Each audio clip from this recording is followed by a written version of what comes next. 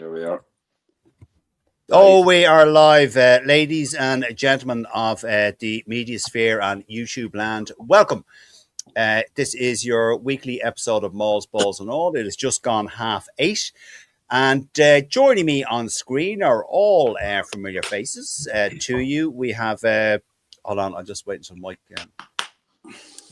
You all right there, Mike? Yeah. Joining us, the Munster man from Glasgow, we have Mike Reedy. Mike Reedy, how are you doing, buddy? Are you well? I'm great, bud. Yeah, great. Thank you very much. Okay, we have my fellow Leinster supporter, Matt Boland, is joining us. Matt, how are you doing? Are you well? All good, Pete. All good. Okay, and Dublin-based Munster supporter, which always you kind of go, yeah, right, okay, whatever. Dave Sheedy, yeah, I'm only joking, buddy. How are you doing? How are you doing, Dave? Every week the same intro. You fuck off. I'm good. And we have our other Leinster supporter. He is he's a great he's a stat man. He's a rugby fan. He is also a coach. Who I believe he was just telling us off screen there that his team under 14s, I think, Pete, they are in another final tomorrow, Pete, which you are actively preparing for. Peter Martin, how are you doing, buddy? Great, thanks for great to be back. It is great to be back. Come here, go on, promote your team. Tell us what you're doing. What final are you in tomorrow? Before we kick off. Right. Okay. My under 14s. That's Boyne, formerly Drogheda, based in the northeast. We are under 14 Division 2 champions, and we are playing Dundalk in the Northeast Cup final tomorrow evening under lights. Brilliant. Well, that's fantastic, Pete. Well done. And that's why you and that's why your nickname, Pete, in the group group chat is Pete Razzie Martin. So there you go. Okay, folks, let's kick off with what is going on in the rugby sphere and rugby world and the stories that are making it. This story is not going away, really. It happened in the Bordeaux, the semi-final last weekend, the Bordeaux Bath game. Mike Reedy, I want to ask you first, as I'm looking at the screen. I'll go around that way. Mike, there was a lot of controversy. Andy Gould being probably the most vocal about this, that the TMO was not given the proper replays to make a decision on, I think it was 3 head clashes against the Bath player. It just seemed a bit ridiculous, unbelievable. Mike, I don't know if you saw the game, but I'm sure you've heard the controversy that the French director simply did not give the replay feeds to the TMO, who, as we all know, makes a decision as to what the penalty should be, if any penalty is warranted at all. Mike. Well, the TMO can only make a decision based on the information he's given, and if the information is withheld, he can't give an accurate decision, can he? No, it's not acceptable, lads. France have been doing this for a long time. They've been doing it, and let's call a spade a spade. That it's basically cheating, as far as I'm concerned, and it's a horrible thing to say about rugby situation, but that's basically what it boils down to. I like Andy Gould, actually. I think he's fairly okay and fairly accurate. And what they have gotten away with, they do it in international rugby as well, and they complain about everybody else. No. I'll clarify that now, Mike, and say, go on. They do though. They've done it. They've done it for a while, and like they're basically withholding. They're not given the proper screen coverage, or I'm sure they have all the angles covered. And if it was beneficial to the French team, then they would be exposed, and they were during the course of the game. I mean, there was 2 yellow cards that probably should have been issued that weren't even looked at properly because there was no angles to look at it. So it's not good enough. It's just not good enough. And I have serious concerns. I know they're playing in Spain, but Leinster and Ulster are going to play in finals. You want to get a fair crack at the whip, lads. Irish rugby is a little bit naive in that aspect. We genuinely think we're going to get fairness, and we don't. I mean, I've brought this up before about what happened to Andrew Porter playing in the final of the quarter final of the World Cup against New Zealand. They done their homework, and they brought to the attention of the referee about Andrew Porter's so-called scrummaging technique, and he got penalised 3 times. There was 3 scrum penalties given against him, which they benefited from. No, and we're naive enough to think that that's not going to happen. We need to go to the referee before the game and say, listen, this guy is doing this guy is doing that, and fucking, it's skullduggery, but it looks like you have to do it, which is sad. But okay, but this will continue. Matt Boland, your initial thoughts on what I've asked Mike? But my initial thoughts were like, I can't believe the French fucking TV director are doing it again. Like, surely to God, if there's an incident like that, and the TMO is looking, and he's not getting the information, can he not just fucking say, I want all the angles, and if you don't give me all the angles, I'm fucked. The game is not going ahead. And apparently not, Matt. Apparently not. Yeah, but World Rugby then need to task the French and going, like Mike said, yous are fucking cheating, lads, and yous have done this in the past before.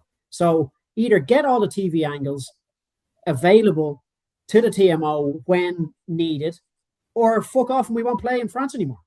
Simple. But how realistic is that, though, Matt? It's not going to be realistic, but you need World Rugby to grow a pair of balls and take on the French, because the French rugby network or whatever have them by the short and curlies, and they have done for a long, long time. And whatever they say is gospel, apparently. Does World Rugby have the jurisdiction over the European Cup, though? Surely they have to. Oh, they would certainly have a say. Jurisdiction on everything. They do. Matt, have you finished before I move on to Dave? Yeah, well, like, I mean, that's what I'm saying. Like, if they're not doing their job correctly to allow the TMO do their job correctly, then there's something wrong, and that needs to be brought to attention. And we've seen it. We saw it in the World Cup as well, when France had the World Cup. Yes, we saw it there. We've seen it in the Six Nations countless times when not just us, any team playing in Paris or Marseille, where replays or angles are unavailable. World Rugby are not stupid. They're looking at this like all the fans are and saying, why can't they see these angles?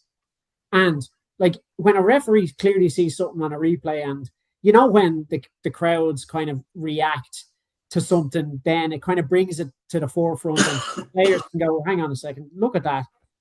Can the referee on the pitch not go, I want to see those angles? Yeah. No. Nothing. I think the right questions need to be asked of the French TV directors. Okay, nothing that has been said so far I disagree with. Dave Sheedy, your thoughts on what I've asked the previous gents, Mike and Matt. What do you think about all this? I think if Ben Whitehouse was given all the angles, he still would have got it wrong. To be honest. Look, I was listening to I managed to listen to 10 minutes of Tim from Egg Chasers on the topic, and he was saying that the World Cup and the Six Nations are exempt from they have independent directors, but the EPRC and the URC has country specific directors. And like, yes. In fairness to him, he brought up a point. Like, I mean, we're all blaming France, but we're not able to abstain from it ourselves. The James Lowe try that he mentioned in can't remember, was it against France? Wayne Barnes got it wrong. He was in touch because they showed, after they went through and you ordered Detroit, they showed an angle 5 minutes later from the back, and it looked like James Lowe was in touch. So I think everyone's kind of guilty of it, And then the other point he was mentioning is, because France is the biggest money load for rugby, to have a British, like the talk was, not insinuating, but that a British-Irish final wouldn't be good for the EPRC. That's rubbish. I don't believe that. Look, but like, I mean, it's big numbers. When you think about it, it's big media numbers. Like if you is this the same? Is this the same? Sorry, Dave. I just to interrupt you for a second. Is this the same egg chasers that had to go online at Andy Good and Lawrence Delalio, and then Andy Good came right back at him and said, "I say it how it is, pal. I played the game." I thought that was Squidge. Or Squidge was a Squidge. It wasn't egg chaser. Sorry, I haven't even. Squidge. Sorry, I beg your pardon. You're probably right, Dave. I beg your pardon. I knew one of them. I knew one of them did. When Tim said that, I was like, do you know what? There's food for thought there because there's clear cheating by the French directors. We don't know what goes on higher up. I thought it was an interesting point. I'm not saying it's right or wrong. You know? Yeah. Just before you move on to Pete there. The whole Andy Good thing, I think he is very good as a commentator and as a pundit and in what he says, but I actually disagree with him going after Squidge. And it was a case of like, I'm the one that's played the game. I'm the one that has all the medals. I'm the one who has all the but Matt, in fairness to Squidge, hold on, fucking shut up, you cunt. For 1 second, he just berated him, saying, "You never played the game. All you did was sat in your mother's basement." And I think that was off to it. That was. No, I agree with everything. I agree with everything Andy Good said, and I'll tell you why. Andy Good didn't go after Squidge. Squidge went after Andy Good. They were slagging Andy Good for what he was saying. He said something like Delalio was nitpicking and all this sort of stuff, and Andy Good called it out. And then he went after Andy Good for what Andy Good said. And I agree with Andy Good. I would do the same, well, within a certain format of diplomacy, but I would have sent a similar message. I totally agree with what Andy Good said. The thing that annoys me about Squidge is he is like what Andy Good said. He's that little nerd that sits in the basement. Yes. Like some of his videos I appreciate, other ones I just can't stomach them. I'm not staying on Squidge's side. What I'm saying is, whether you like the chap or not, he has some good content. He has never once said he has played the game. He looks at it as a perspective from a fan only, non-player, and I think as we do, but we've all played the game, so we have a little bit more insight than Squidge does, which is fair enough. But that doesn't give us the right to go on and berate him. No, but he can't turn around and have a go at a professional either, though. No, well, see, I didn't see that. I'm only going on what Pete's saying. No, I didn't see that side. I was looking at it from the other side where Good was telling him, "Shut up, go back to your mother's basement." Do you know what I mean? I didn't realize there was a whole section where Squidge went after Good, which there was. It's always the way. I'll have something to watch tonight now, anyway. I'll be definitely going back and investigating it, but I still think as a professional player, an ex-professional player, Andy Good should have been a little bit more diplomatic in his responses to Squidge. That's all. He should have asked me for advice on being diplomatic. No. Anyway, are one of us. Are one of us. Okay, Pete, before I ask you, just a few comments that they just all come in here. Gregor Galway, evening all. Is there a rumour eating trail finders? I think you're talking about there. I don't know. I haven't heard it. I don't know, Gregor. TMO is at fault. Surely he stops and waits as long as it takes to get the angles he wants. Stop the game simple. Mark, I know the point you're making, but I don't think how feasible that would be. Niall Steins, that was Squidge. Yes, Egg Chasers weighed in too, just saying you don't have to be the former pro to have an opinion, and told him to quit being an elitist arsehole. Okay, thanks for that, Niall. That's exactly my point. Mark Noonan, Squidge is a smart cookie, in fairness. He is. No, look, I don't mind. I like some of the content he puts out, as I do with the Egg Chasers. They're good guys, but sometimes they get it wrong, as we all do.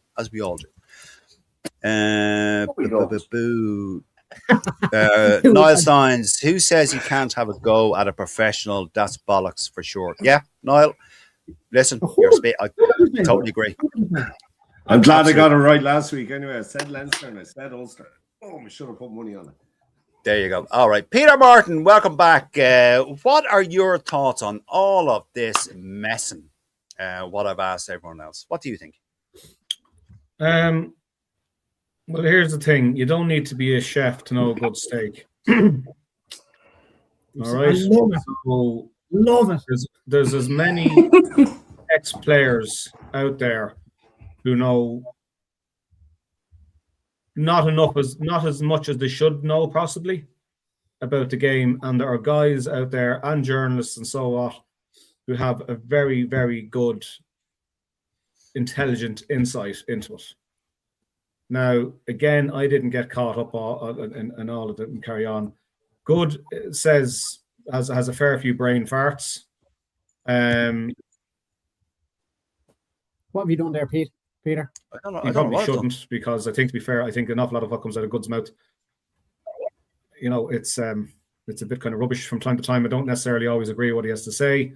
But look, it probably wasn't. Probably like it's not a good look for Good to basically tell a guy to go back to his mother's basement. That's all. He didn't have to. He could have addressed it, I suppose, in a different way, or maybe not addressed it at all by saying nothing. Look, Sometimes by saying nothing, you say it all. He probably easily could have just basically made a point of not responding to Squidge. that was my point exactly, and I think you're dead right, Pete. But what about the whole TMO French director thing, Pete? Yeah, that's a major problem. You know, every other nation who's been involved with France, and where there's been a French team or where a French team has been involved, there's never been the right angles for various different reasons, and like they can't turn around and go, you know, we don't have camera and all this kind of crack. Don't. Sacre bleu. Just don't do it, lads. Just don't do it. All right. You know, it's as simple as that. Look, it's going to have to be addressed. Whether it'll be interesting to see what the TV producers in Bilbao are going to do. Is it going to be a French production? Is it going to be Spanish? What's the like? That's the concern I have. I would imagine there are people more informed than myself who would have who would know for definite who is looking after all of that. But I sincerely hope we aren't talking after the 23rd of May, guys, saying effing TMO, no angles of it. That's why I'm saying do Clear our homework. or not clear headshot or whatever the case may be that ended up being a contentious in the game. Yeah. Now, folks, I'm just looking The talk is Bats are going to challenge it, apparently. But now, in fairness to all of what we've just spoken about, all of this controversy, right? Bath were not the best team on the day. Okay, so just to clarify I agree with that. Right. Okay, just saying that the comments feed has gone dark for some reason. I don't know why. Now, one thing I just want to read this. Now, this is from, we're still on the same point. This is from Owen Doyle, who was as some of you may know, is the former IRFU referee boss, right? This is Owen Doyle writing in the they're back. The comments are back there. I see them, but they're all kind of faded. I don't know why. Anyway, we shall move on. Owen Doyle said, writing in the Irish Times, the real controversy came with the failure of the television director to show dangerous head contact on Bath's Alfie Barbary. The TMO was Welshman Ben Whitehouse, and performing the role in France often takes on an extra degree of difficulty. It's been going on for donkey's years now and remains an unacceptable disgrace that the TV director controls what is shown on replay and what is not. That's Owen Doyle, former IRFU boss of Irish referees. Gentlemen, anyone care to throw a comment about what Owen Doyle said there? Well, he's basically said what we've all said. It's a fucking disgrace, but he forgot to mention Whitehouse is a liability as well. He's not. I don't agree with that, Dave. I think Ben is not a bad ref. I've had interactions with Ben online. He's not a bad ref. I'm sure he's a lovely guy, but I don't think he's a good ref. I would say that. all right, I would say that this, because this has involved an English team, there's more likelihood that something might get done about it than, for instance, if it was one of the Irish teams that were the skullduggery was against. I think because it's an English team, they have a bit more influence maybe than us in there. Maybe they'll shout a bit louder than we would. So let's see what happens. I don't know. All right, okay. Matt, any last thoughts before we move on this? No, look, I mean, No. we're all kind of on the same page, really, you know. So, all right, Pete, Dave, makes sense. Sorry, not bad, really. Yeah, Owen Doyle, Pete, spot on with his writings in the Irish Times. I didn't hear or read exactly what he had to say, but I do know that on one occasion in the not too distant past, Owen Doyle wrote something and I totally disagreed with it. So yeah. I think it's a little bit of you know, I'll pick and choose whatever Owen Doyle says as regards whether I'll agree with or disagree, because for me, he's come out with stuff that's quite frankly batshit, and then other stuff where it's like, yeah, he has a point. Yeah, okay. No, fair enough. Yeah, absolutely. Okay, gentlemen, moving on. Dave Sheehan coming to you first on this. Munster's. No, I'm coming to you for obvious reasons. Munster's growing injury list. I'm looking at it here, Dave, in front of me. Some very injury list. What a surprise! Yeah. Well, there you go. Another a lot of key players here. Probably all of them. Are they all? Yeah, well, most of them are. The vast majority. Dave, Klein, Milne, Jaeger, Farrell, Nash, Crowley, Byrne. This is going to seriously impact your run on the URC. After first team, really, isn't it? Well, basically, yeah. Basically, yeah. I think Crowley was withheld this week. I think I get the sense that they're focusing on the Lions game at home to keep them in the top 8, which it will. I don't see them beating Connacht. I think Connacht. Do you not? Even if we put out a full strength team, I just think Connacht at home have been humming this year.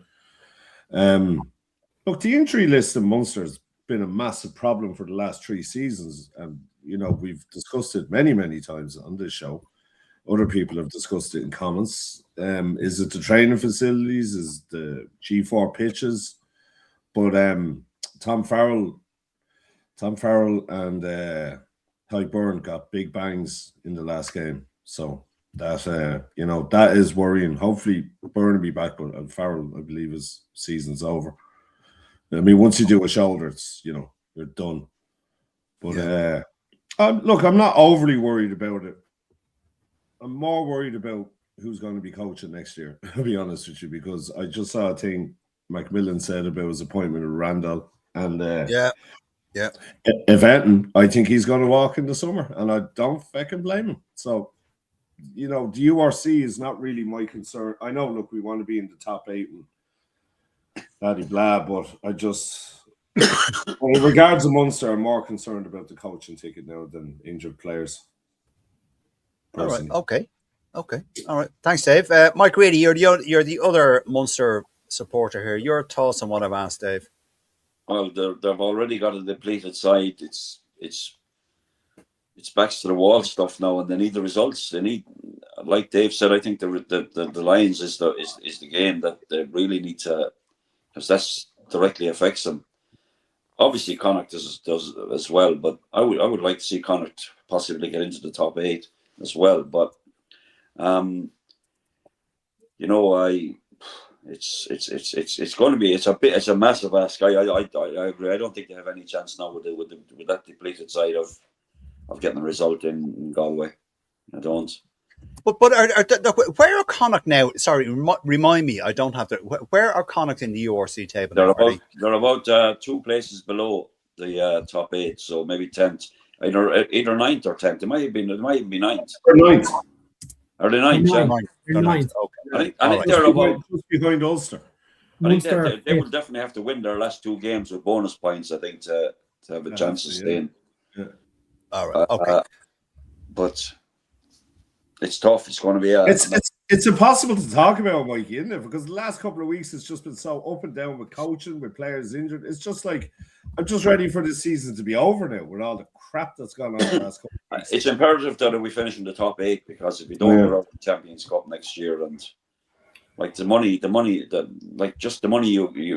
you generate from being in that competition is a lot more substantial, you know. Yeah, Peter Martin, your thoughts on the Munster strive to get into to finish in the top 8 with their injuries. Now Ulster have a similar problem with injuries, but Munster, Pete, like they're coming up now. Like I know you're not a Munster fan, but you're an Irish rugby fan. How do you think that this season for Munster is going to tail out with the like that is as Dave said, that injury list, they're your starting players, bar maybe one. Look, it's going to impact them. There's absolutely of that. There's no doubt. Like Byrne is a massive loss.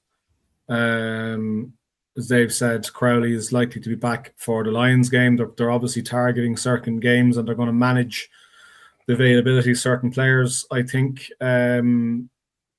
like everybody has bitched and moaned about how Munster's attack has been crap. And I think very unfairly, and I'll say this now, I don't give a shit who anyone says, I think Mikey Prendergast has been given down the Glen, has been basically given an acid bath over this. It is absolutely not his fault. Whose fault it is? It's the guy who's looking after the pack. Who's basically your forwards coach is basically where, if there's any criticism, it should be aimed there. And the second part of it is that Munster haven't had a solid enough scrum. No. And been significantly hindered by a lack of quality tight ends over the last number of years. All right. You've basically what you're looking at, you've got Alala Toa, who is substandard, and that's been kind, okay, to anchor the scrum Saturday night. And you've got Barkley, who's arguably and probably a better scrummager than him, as his backup. But there is absolutely nothing else. John Ryan is done, right? He has been a fantastic servant. His best days are behind him. The fitness and the whole lot, he just can't do it, you know, and he hasn't been able to do it for a little while now. I think that it's all kind of caught up with him. But that is ultimately where I feel Munster's season, to my eyes anyway, has gone downhill, is that the scrum has been an absolute mess. It hasn't been a strong starting point. You know, when you're trying to launch a set play, you launch off your scrum, or else you launch off your line out. Now, the line out for Munster has, you know, it's coughed and spluttered a bit throughout the season as well.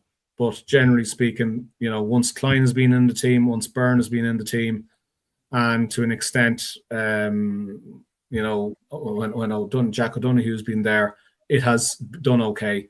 But that's ultimately where the downfall, I feel, of where Munster season has been, is the lack of stability. As regards their scrum, their starting point. Why do you think Mike Prendergast has been thrown under the bus, though? Yeah, I do. Yeah, but why? Why? Because you can't attack if your pack is suffering, Dave. Right? Yeah. If you're stuck and it's inconsistent ball, you are goose. Forget about it. About it. My argument against that is the amount of fucking knock-ons this season and last season from the attack, and how narrow the shape has been. I mean, I don't know whether you blame Mossy Lawler because he's a skills coach, but the attack for me has just. I 100% get where you're coming from, that you have to have a platform from a pack, but the amount of basic handling errors this season has just been atrocious, man. Well, there's a certain amount of that's culture driven, where basically, like, if you've got players in who are being picked, we'll say, for 2 and 3 games, and it's the same stuff. It's like, lads, we need to have a look at yourselves. We need to look at ourselves and say, like, are we good enough? Are we basically getting our prep right? This is all individual stuff. Are their heads in the game properly? Because there's an awful lot of stuff going on with Munster outside the pitch, and speaking of Mossy Lawler, you said, like, you know, he got thrown under the bus with that fucking press conference with Gavin Coombs and I heard about that. I haven't seen it like, yet. Yeah. what an absolute mess! Like, you know, like I don't know. Like, it was Mossy Lawler. I would have said, I'm actually not going to do this, lads. Someone else can go up and that was a car crash. That whole absolute car crash. I haven't even seen it. And there he is answering questions he absolutely should not have been answering. He was trying to basically stick to the script. I'm here to talk about the on-field. Let's cut the bullshit. I'm not the off-field guy here, right? Yeah. Let me talk about the game going forward, how we're going to try and beat the opposition, how we're prepping, all that kind of stuff. There's clearly distraction and noise off the field coming on and affecting players. And it's the small bits and pieces, Dave. I would say, yes, there's a certain amount of there where maybe, you know, there's knock-ons and all that. But I think there's a culture thing there going on as well as much as there's, you know, players have to take responsibility. And perhaps maybe some of the coaching, that maybe some of the coaches, we don't know because we don't have insight, but maybe at some stage there has been hands up from Mikey Prendergast and maybe from Mossy Lawrence, the lads. We need to get better. I need to be better as a coach. I need to, you know, I let you down. We need, because at the end of the day, you assume that these guys are having absolutely knocking it out of the park training sessions. You can be sure that that's not happening. You can be sure that on a midweek when they're doing their runs and doing various different bits, this coach is coming off saying, "Fuck me, Pink," like that. That was awful. X and Y and A and B were crap today. But like, it's just right. We regroup, we go again. But there comes a point, of course. How often does that happen before a series? There's a serious goddamn problem here. The team is where it is. These guys are not performing. They've got enough rope. It's time to drop them. Okay. Thanks, Pete, and thanks, Dave. Matt Boland, your thoughts on all of this? The injury list is going to affect Munster's URC season. Of course, it is, because you know you've key players there injured. Matt, and the ancillary points that were made by Pete and all that sort of stuff. Go on. Yeah, well, look, I mean, there's a lot to unpack there in what Mike and Dave were talking about there. First, I'm just going to talk about the injury crisis that they have, which is pretty dire coming to this end of the season. And if you look at what Mike and Dave have said, they fear that they won't get the result in Connacht going the way that Connacht have been playing this season. The fact that they're at home, I said it on Monday. You know, it's going to be a very tough game for Munster to go to the Dexcom and get a result. If you look at the table standings, Munster are fifth. Connacht are just outside the top 9, so they are 100% going to want to win that game to get themselves into the top 8. I think if Munster do lose that game to Connacht, the win against the Lions would probably be enough to see them into the top 8. It'll depend on other results, but I could imagine that's the way it's going to go. Hopefully, Leinster will do it. As somebody pointed out earlier on, I think it was on the breakdown show on Monday, that Leinster will soften up the Lions, so it'll give Munster an easy go at the Lions. Then they'll get the results over the Lions and get them to where they need to be to finish top 8. In terms of what's going on in Munster, like as Pete and Dave have said, there's so much to unpack there. But I totally agree with both of their sentiments and statements on what's going wrong on the field. What goes wrong on the field always comes from what's going on off the field, and as we know, there's a shitstorm going on off the field in Munster at the moment, and that 100% reflects through different players, and it affects morale within a team. And I didn't see that interview where Mossy Lawler got. I didn't see that at all. I didn't either. Oh, Jesus. Sounds interesting. It sounds interesting. I'm definitely going to have a look and see, but. For me, like if he is doing a press conference and he's there to talk about on the pitch goings on, he is a coach at the end of the day. I think he's skills coach and probably whatever else he's doing. He's been to question on what's going on field, And if he was sabotaged by questions about what's going on in the background, that's really fucking shitty, and it should have never have happened for him. And I feel sorry if that was the case. No, but hold on. Look, it's a press conference, right? A press conference in the title would lend us that there's going to be journalists there asking you questions, right? Journalists are there to get a fucking story. I fucking know. No. I'm saying this for everyone, Matt. Just hold on, calm down. So, rolling out Mossy Lawler in front of this gaggle of journalists who are going to ask that they should have known. Munster hierarchy should have known. It's in the news. It's on Facebook groups. It's being chatted about on podcasts. They should have fucking known that this was going to come up, right? They probably did, but they were looking for a scapegoat to fucking throw out to like a lamb to the lion and fucking slaughtering. Like, do you know what I mean? That's what they did, basically, by the sounds of it. They should have put out Costello, because he's the one fucker we all want to hear from. There you go. I know, but who in Munster rugby thought this was a good idea? Costello and Flanagan, the two fucking major problems with Munster. Costello and Flanagan. And the reason they didn't go on is because they knew rightly what was going to be asked. Exactly. They couldn't face it, so they threw out fucking Mossy Lawler, who like, fair fucks to him for going and doing it, but he shouldn't have been there. He should have just put his hands up and go, I'm not fucking doing it. Use guys. Yeah, agree. Okay, before we move on, just a few comments here. Gavin Whitney, to say Bath weren't the best 15 on 15 is fair. Fact, average points scored on a yellow is 7. It looked like UBB were in the shop window for 2.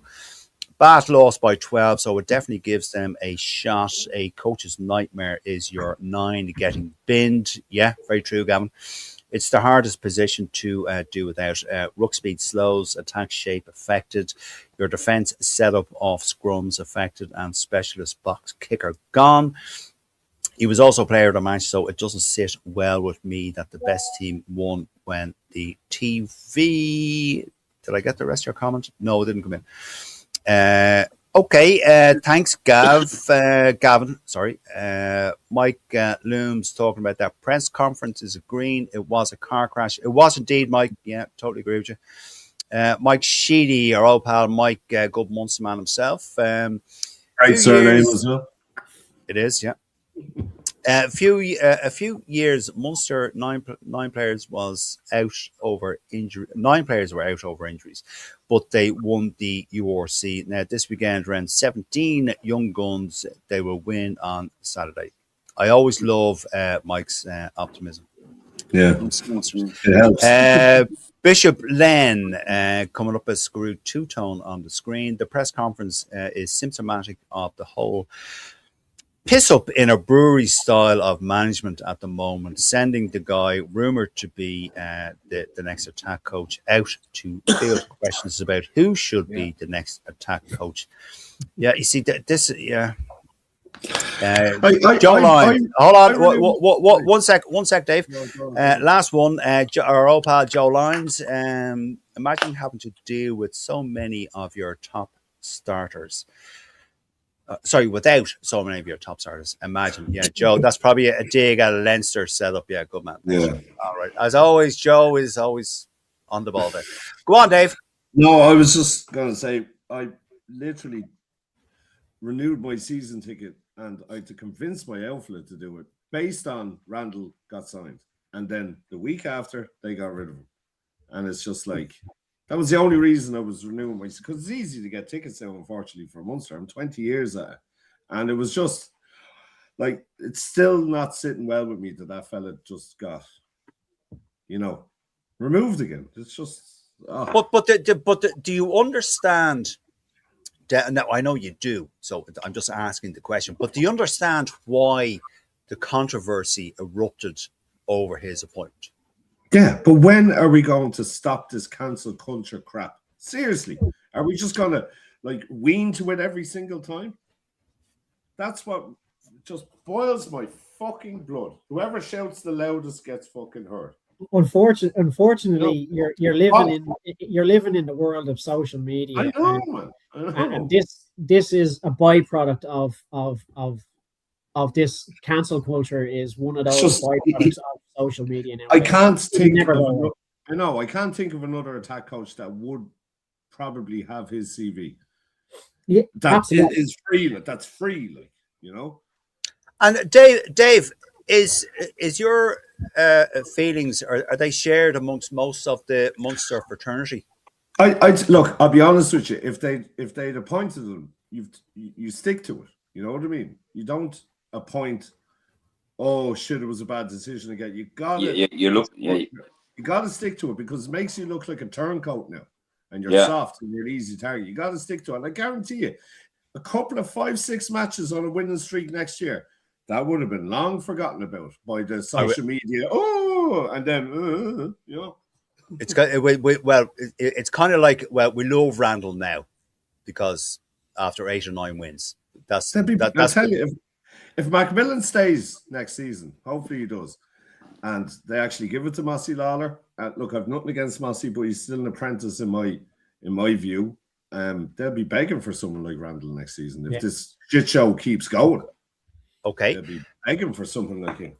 Okay, Mike Reedy, would you agree with Dave? You're the only other Munster fan on here, so I just let's give it. I think it's a real poor show that they gave the job to the guy in the first place and then took it away from him. They should have done their homework properly. I mean, the backlash that came from the media, it was the mainstream media along with social media. It wasn't a good look, but they should have stuck. I agree with him. They should have stuck by their fucking guns. They made the appointment. Now they've basically admitted, we made a fucking mistake. So, like, you know what? Like, do your homework and don't fucking make the mistake. It's absolutely pathetic. It is. Right. Okay. But hold on a second. You see, I completely understand what happened here. Right. We're all on social media. We all see it. Right. But I agree with what Dave, what you said, Mike, what you said, and what has been said on here before about this last week with Johnny O'Connor on. The appointment should never have been made. No, it shouldn't. In the first place, right? It should never have been made, right? Because everyone's background is going to come back to haunt them, particularly in this age. As Matt said, in social media, everyone's going to find out your past and they will exploit it. They'll write about it. It'll be headlines online. It'll be spoken about in podcasts. It never works, right? I've no doubt that... Go on. Pete, like, yes. I was talking to his brother. His brother said that this has followed him around since it happened. And it will, Dave. It will continue. Exactly. It will. But he's still employed with the Chiefs. Well, we don't know now, but he's gone to several different places. He's done a great fucking job. Like, it follows him around. There's uproar at the start, and this, and then dies down when the kid actually starts doing his job. You know, it's just I don't like because they've worked together and Macmillan's an ex-police officer, as I said last week. Yeah. Why can't people just trust that? Like 30 years and not a spot wrong with the fella. I don't listen. We don't know if he's innocent, but still, it's been 30 fucking years. Stop this cancel culture bollocks, please. All right. Look, I'll throw you an olive branch. If it was 2-3 years ago he was accused, I'd agree with every single person saying he shouldn't come to the club. Like what happened Chris Farrell, like what happened whoever else. But this was 30 fucking years ago, lads. All right. Okay, listen, there's a whole show on this. So sorry. No. I want to hear your opinion, and I've said this before. I encourage it. What the hell is going on? Where's Weston? I want to slag him about Mary's kicking Tarf's arse. All right. Okay. A few comments here. He's hiding there. He's hiding. No, Darrell Weston is on his way down to Cork. Okay, James Grennan. By contrast, I was at the Connacht press conference, and it was very positive. Stu taking nothing for granted, but spoke about the belief and confidence in the squad. Goodbye, James. Thank you for that. hold on. What is this? Dan. What is? I don't know what he's. Cancel culture. Caveman Dave. Whatever, I kid. think. Whatever. I think what Dave said is quite. I think what Dave said was quite accurate. I'm happy to be. I don't agree. I don't agree with that. I think what Dave said was quite accurate and on point. Joe Lyons, was the plan by Macmillan as an exit over to another team in England, France? Can't tell me Macmillan didn't think that this was ever going to end well. Joe has a point there. It's kind of saying what I'm saying. What I was saying, that it should never have been made, the appointment in the first place. Anyway, last one before we move on. Gavin Whitney. Munster should have learned off the Grobler signing. They got flack. This is not the first rodeo. Munster also need to be conscious there is a women's team and they should not have touched him. You see, Gavin makes a very subtle point there, which is very valid on that. Last one. Niall Steins just got in here. It's a bit mad that a French TV director that doesn't know where the record button is keeps their job, but an attack coach gets sacked before his first day. Good man, Niall. Thank you very much. Thank you very much. All right. Okay.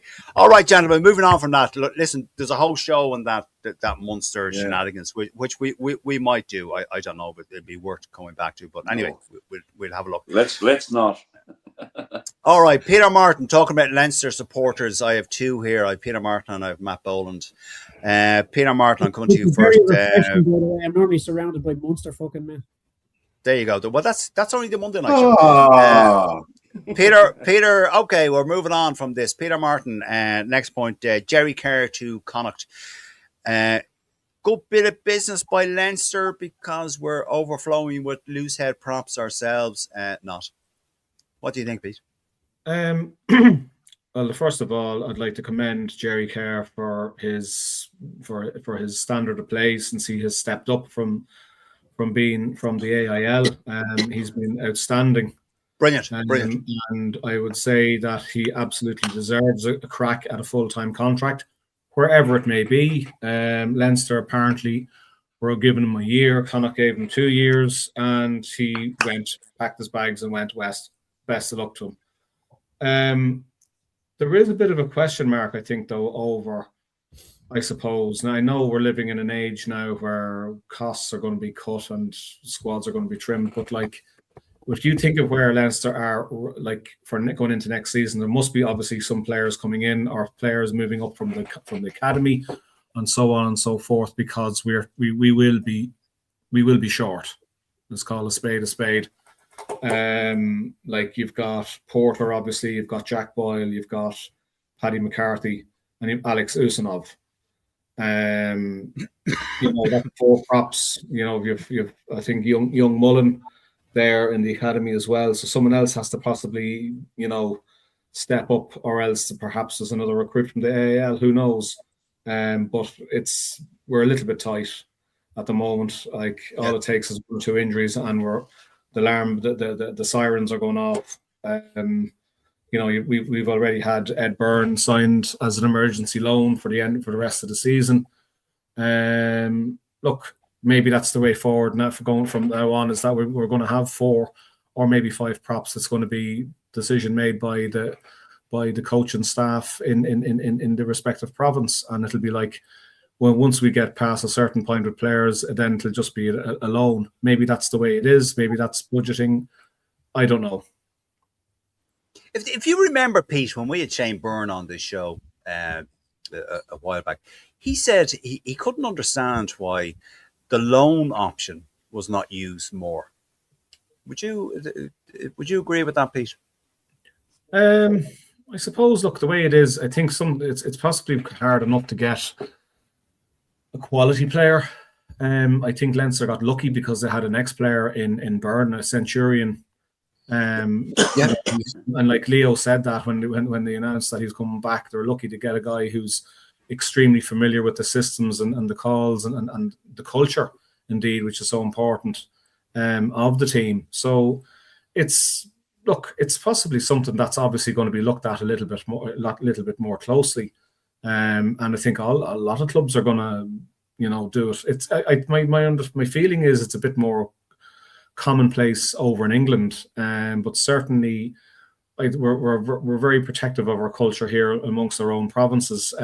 Look, money's going to talk at the end of the day, and if it's a case that, look, lads, you can only have X number of props, you're going to have to utilise a loan option, so be it. All right. Okay. Thanks, Pete. Matt, you're the other Leinster supporter here, like myself. Jerry Kerr going to Connacht. As I said to Pete, we're not exactly flush with loose heads ourselves. No, look, I mean, Pete's kind of summed it up really well there. He has had a fantastic rise from the IAL into a senior Leinster squad. And we saw the reactions that he got from the crowd when he used to come on.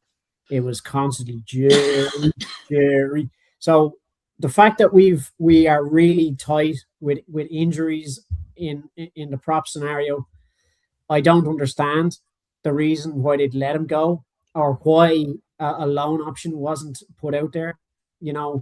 For Connacht, it's a fantastic bit of business for them because he is a quality player and he's going to be a quality prop for them and possibly for Ireland coming up.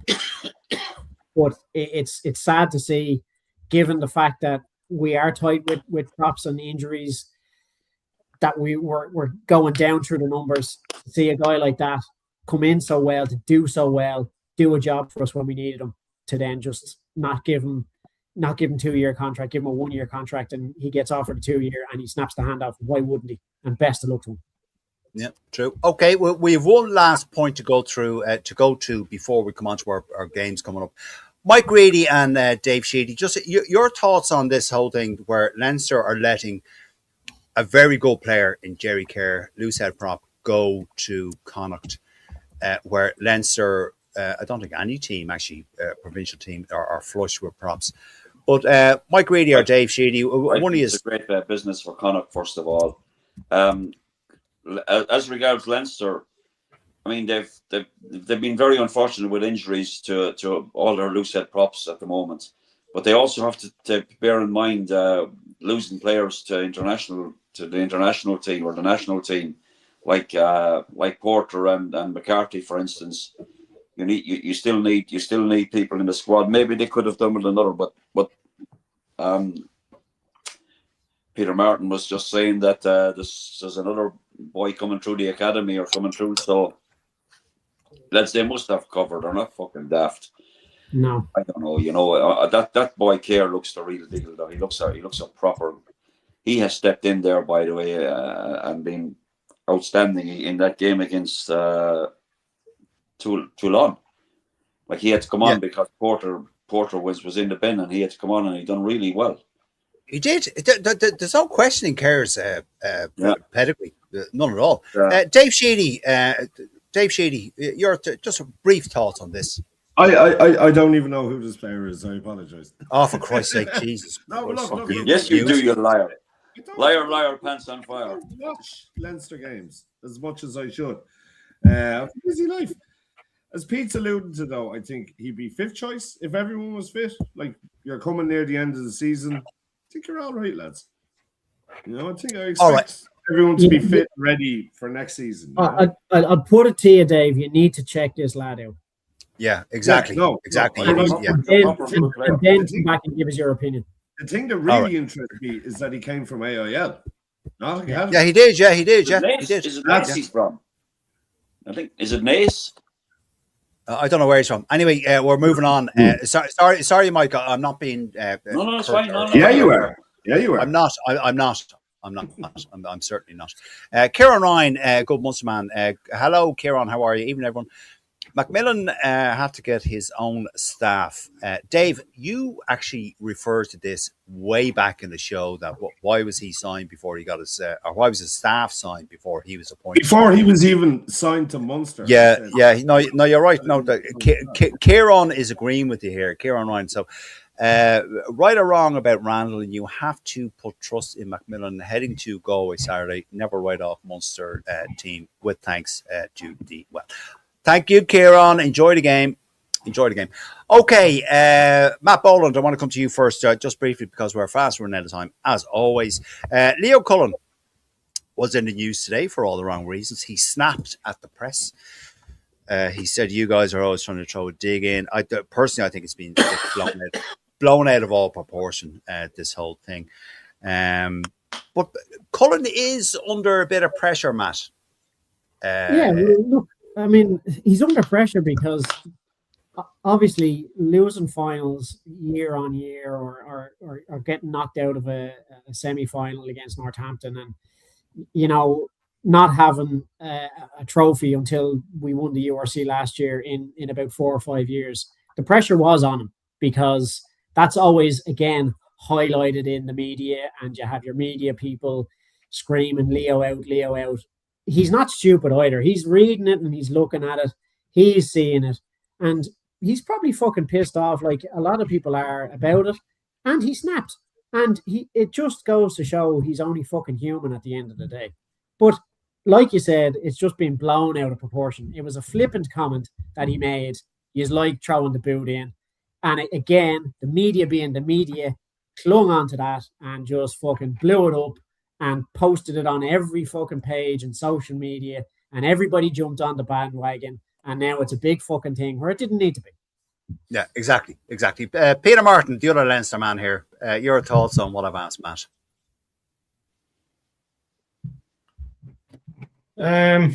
Yeah, look, he's like Leo's feeling the heat. There's no question. I still think though he could have got the message across in a better way, rather than just kind of taking an actual swipe at the media. Of course, there's going to be, they're having a pop. Like, for the talent that's in the province, they've hugely underperformed. So look, as Bernard Jackman said, maybe he's taking the heat off his players by saying, "Here, have a pop at me." Maybe that's what it's about. He has a swing back at the press, and so they'll focus on him rather than going after his team. Yeah, okay, fair enough.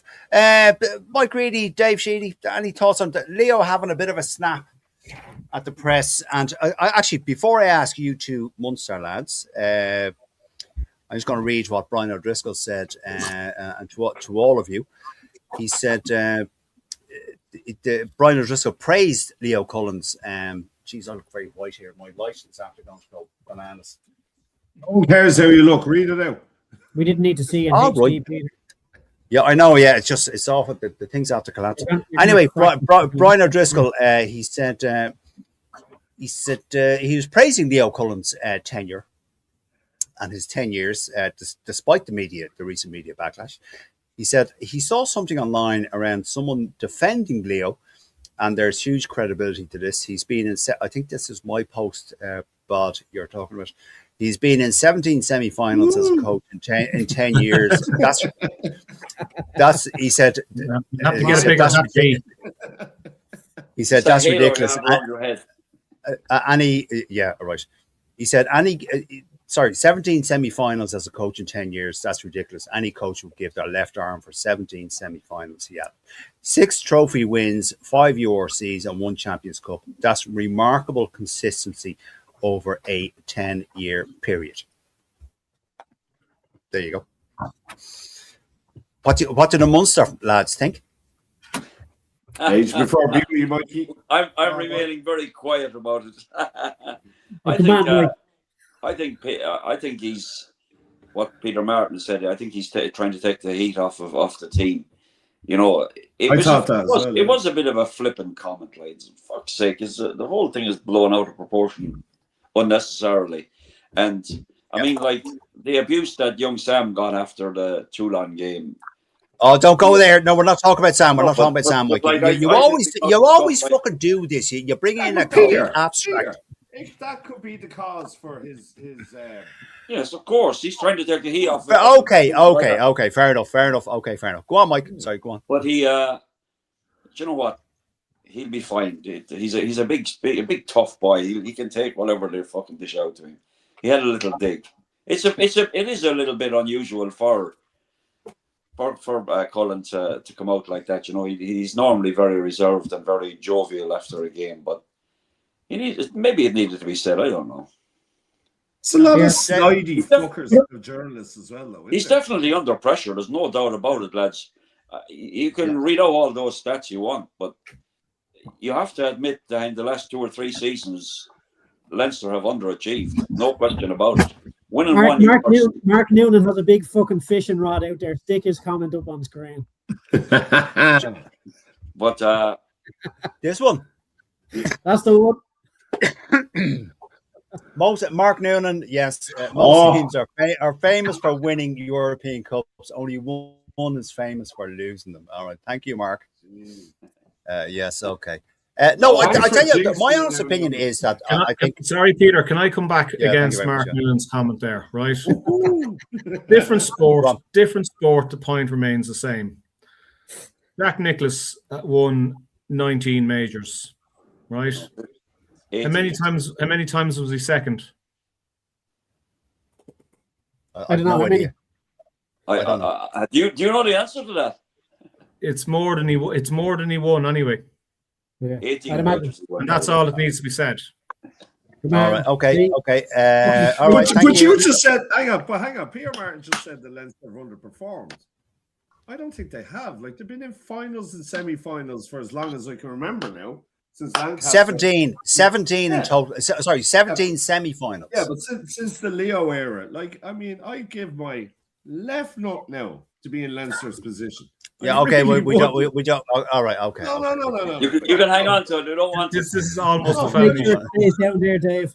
But look, like, I don't think Leinster have underperformed. I just think, as Mike said, they've underachieved. Like, you would expect them to get to a final, but like, they're still shit hot, man. You know, like, I don't know. The Bats. I saw the second half of the Bats game. I think Bordeaux barely got out of third gear. Now, Dave, I'm going to take issue with that. What you said that Leinster have not underperformed. But like, getting to a final, when you're in a final, it's anyone's game. If you know what I mean. When you get to a final, it's kind of any team can win on the day, but you're constantly in fucking finals. Is my point. Yes. You know, so that's why I think it's possibly unfair. And you see, when you get there on a regular basis, you expect to perform at a particular level. How many? This I would say they've underperformed throughout the whole season. They've underperformed. They have. I would agree. I would agree with you. They've underperformed. Well, finals are finals, like, you know. Yeah, but they are. I know. This is Leinster. This is Leinster's 9th final. Right. Just which one is your favorite, by the way? Which was the 2001? 2001. I was cracking up laughing. Niall Steins, maybe he's talking about Leo Cullen. Maybe he's already applied for the attack coach gig at Munster. Leo has a BA in economics that'll come in handy at Munster. Most Munster lads only have an EIO. Well done, Niall. Well done. You bollocks. Classic from Niall. Thank you, Niall. Thank you, as always. Thank you, Niall. Well done. All right. Okay, gents, we're over the hour mark as always. We do this every bloody week. We can't fit it all in. All right, gentlemen. One last question for Peter. Will you do it this year? Mr. Martin. Will we do it this year? Yeah. You're talking about the 5th star? Yeah. Go on, Pete. It's. I think this could be one of our toughest ones. Not, and ironically, like, you know, when you talk about the fixes that Leinster have gone through over the last number of years, when they were supposedly being beaten up, being manhandled, being overpowered and all this, I don't think that's going to be an issue against Bordeaux. Not to say they don't have a nasty, gnarly pack. I think it's the style of play more than anything else. Give it a Billy Barry on the wing. Well, look, the way it is, basically, I think an awful lot of it, what I think, you know, listen to what several of the Bath players said after their game, is that every time we made a mistake, they scored. Every time we made a mistake, we scored. Now, I do think an element of that plays into Leinster's hands, because and our good friend and former guest on here, Brett Igo, shared a clip of how Leinster managed the game so well against Toulon when they were down to 13 men. The ball basically went up the jumper and they just went from side to side and kept the ball and starved. Toulon just had to tackle. That's all they do is tackle. Couldn't get the goddamn ball. We got back to 15 men and it was all gravy. I think something similar along, like basically the core facets of how Leinster play are phase play, retaining possession. That is going to be key against a team like Bordeaux, who basically feast on errors and are able to turn, minutes, in seconds, with the danger they have.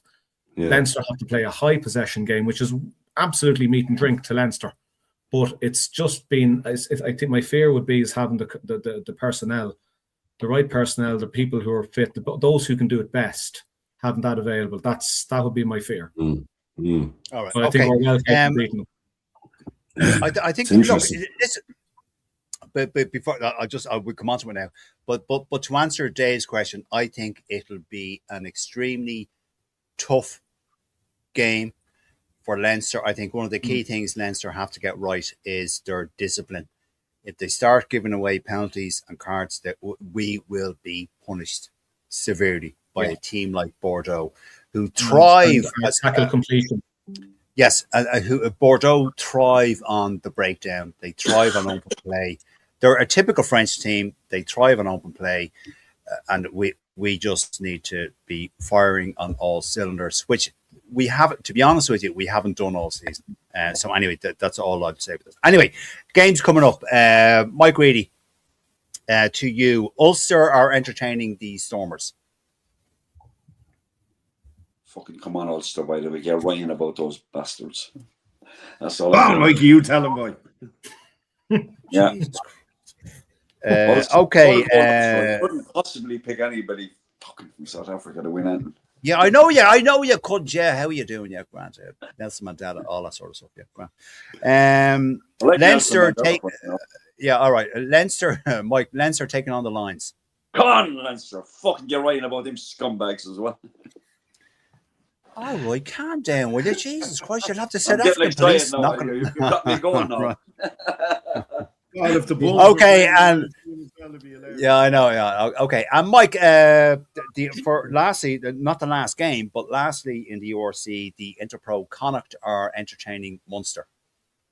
Well, I'm a Munster man, so I can't pick against us, but I'm fucking very. No, I genuinely don't see us coming out of Galway with anything. To be honest, I'm going to be honest. So you're going with a Connacht win. I think they will, yeah. Unfortunately. Okay. And finally, Mike, the Irish women are taking on the Welsh women. We referenced this last week, but let's go. They'll put 50, 60 points on the Welsh women. All right. Okay. Matt Boland, to you, Ulster are entertaining the Stormers. Yeah, I think it's going to be Ulster. Stormers won't send the full squad up. I don't think they're in the quarterfinals anyway. So yeah, all right. That's a very fair point, Matt. Yes, absolutely. Leinster taking on the Lions. I don't know if you're going to it, Matt. Are you? I won't be going to it now, but again, I think it'll be.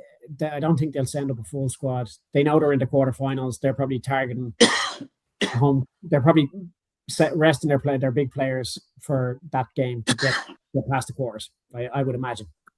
But I'd say Leinster are doing the same. Yeah, possibly. So look, I'd still give it to Leinster at home, just on that. All right, okay. And Connacht, the Interpro match, Connacht entertaining Munster. Oh, look, I said it on the Monday night show. This is going to be an absolute belter of a game, and I do think Connacht will win it. I reckon Munster might get a losing bonus point, which might actually do them really, really well in the long run. I take it right now. Yeah, absolutely. And take half it. Yeah, and Matt, the women's Six Nations, of course, the Irish women are taking on Wales. The Irish women are going to hop off the Welsh women. All right, okay. Dave Sheedy, thanks, Matt. Dave Sheedy, to you. Ulster taking on Stormers. Ulster, hopefully.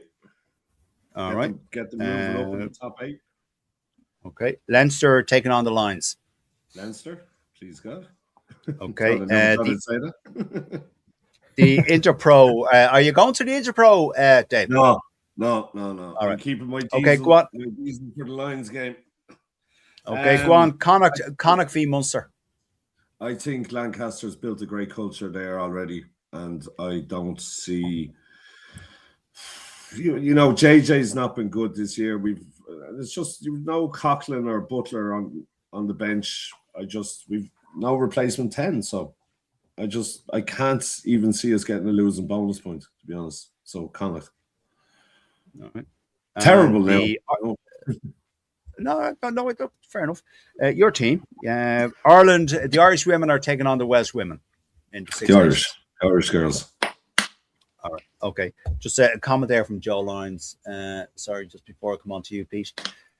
Biggest plus is Luku versus JGP. UBB have not come up against a 9 other than Anton Dupont, who is capable of matching Luku. Think that could be the making or breaking of us. Yeah, fair point, Joe. Yeah. Okay, Peter Martin. Ulster taking on the Stormers. Yeah. Yeah, Ulster to win that one. All right. Leinster taking on the Lions. Yeah. Leinster Lions taking on the Lions. Leinster taking on the Lions, yeah. Sorry. Yeah. Go on. Leinster to win. All right. Connacht are taking on Munster. Yeah, I think it's thoughts and prayers for Munster. Yeah. See, I don't think it's going to be. How do you not? How? How? It's 15. He's just saying it to be a contrary fucker. That's all. He's just being awkward. You know how Peter Burke's fucking predictions go. Whatever team he backs, you put that at your house. I'm not being funny, lads, but I hope we're all fucking wrong. Oh yeah, don't get me wrong. I want Ulster. I want Ulster to beat fucking Stormers, and I want Leinster to beat the Lions. And Orky, can you back Connacht, please, just so Munster will? No, I'm saying nothing. I'm saying nothing. And lastly, no, I'm saying nothing. Lastly, Peter Martin, the Irish women are taking on the Welsh women in the women's I think Six Nations. The Irish girls are going to put up a handsome score against Wales. Yeah. All right. Okay. They're a very, very good team. Yeah. Okay. I'll tell you what. No, there's comments there, but we're way over time, folks. That is all we have time for. So our collective thanks.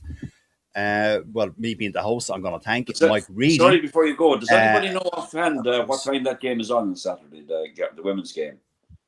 It's 6:30, I think. 6:30. Okay, that's fine. So you can get a tough life working, don't you? Why use Google or a newspaper when you can ask Peter Burke? I know, absolutely. Come here, Mike Reedy. You can get out your dodgy fire stick and launch all your illegal programming there in Scotland. So you'd be grand. All right. I bet you're grand. Say nothing. Touch of a cough there. Right. Anyway, all right. We just have a fuck off. Right. Good luck. My thanks are to Mike Reedy, Matt Boland, Dave Sheedy, and Peter Martin, and for all of you for watching. For all of you for commenting, I couldn't get through them all, but it is much appreciated and it adds so much to the show. Ladies and gentlemen, thank you and enjoy the rest of your evening. Good luck and good night. God bless everybody. Thanks for the. Good luck.